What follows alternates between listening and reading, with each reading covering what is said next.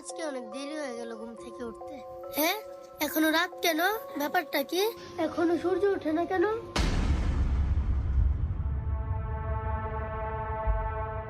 বাবা বাবা, কে কে কে কি হয়েছে মা? ও সকাল 10টা বেজে গেছে, এখনো সূর্য ওঠেনি।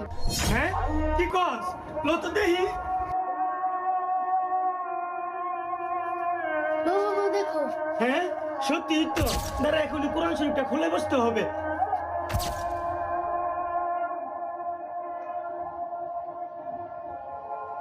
বিশ্বাস করেন, কিয়ামতের আগে একদিন, এক রাতের মধ্যে এই কোরআনের সব পাতাগুলো আল্লাহ তুলে নেবেন আসমানে।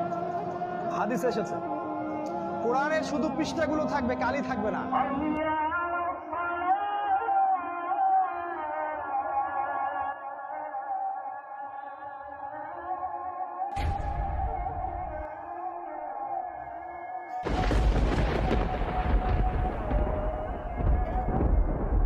কিরেছে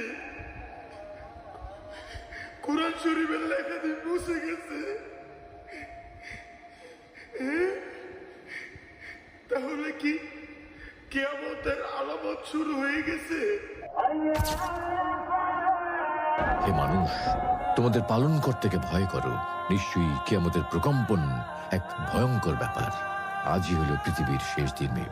পাপাচারী মানুষেরা হতাশ হয়ে যাবে, কাণ্ডজ্ঞান হারিয়ে দিক বিদিক ছুটতে থাকবে এবং একসময় অজ্ঞান হয়ে মৃত্যুবরণ করবে। আল্লাহ রাব্বুল আলামিন আমাদের সকলকে পৃথিবীর শেষ দিনের ভয়াবহতা থেকে হিফাজত করুন।